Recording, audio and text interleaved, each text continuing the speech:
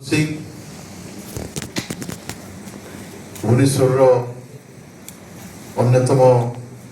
विधायक प्रार्थी एवं दलर वरिष्ठ नेता जगन्नाथ प्रधान महोदय उपस्थित मंचर अन्य समस्त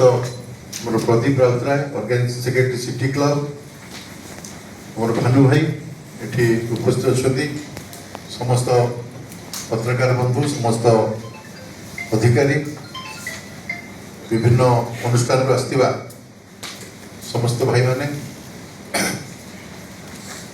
डॉक्टर देवेंद्र प्रधान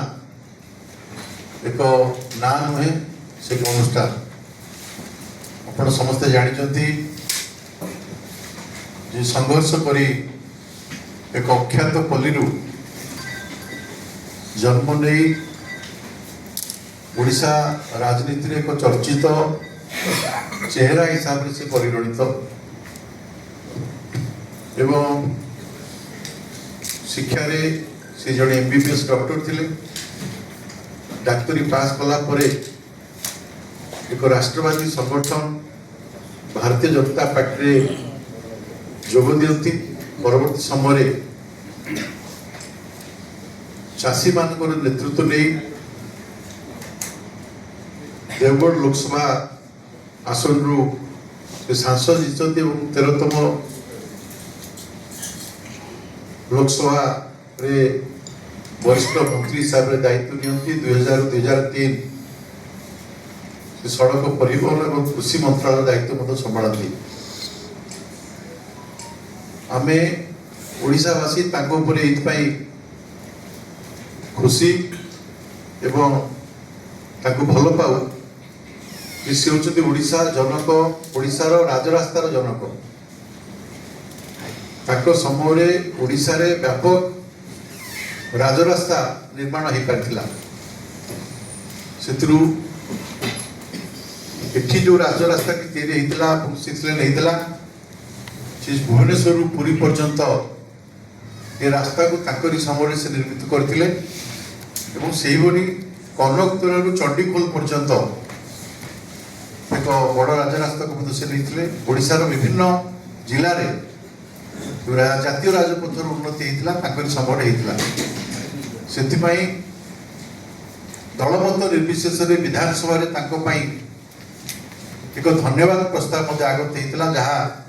ओडिशा विधानसभा विरल अन्य कौन से राजनेता मिलित भाव में विधानसभा धन्यवाद प्रस्ताव आसे ना ओडिशार विकास रे प्रमुख भूमिका थिला विशेषकर कृषि मंत्री थिला बेले विभिन्न जिले में कृषि विज्ञान केंद्र प्रतिष्ठा करने एवं कृषि को ओडिशा रे अधिक अधिक प्रयास करके काम करने सी अन्यतम विधानी थिले ओडिशा रे डॉक्टर देवेंद्र प्रधान जो सुनाम अच्छी से सुनाम को आगू बढ़ाई आम समर्थक शुभेच्छु समस्ते निष्पत्ति नेलु आवर्तमान स्मृति रे एक राज्य स्तरीय फुटबॉल टूर्नामेंट आयोजन आलोचना करूँ मंचर मोर प्रिय नेता बाबू भाई समीर भाई जगन्नाथ भाई एवं मोर प्रदीप राउतराय मोर बंधु आम सी कथबार्ता केमती आम मौसा ना एक राज्य स्तरीय फुटबॉल टूर्नामेंट करा जहाँकि अधिक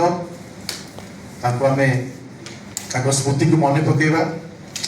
मार्च 17 हूँ श्राद्ध दिवस तो श्राद्ध दिवस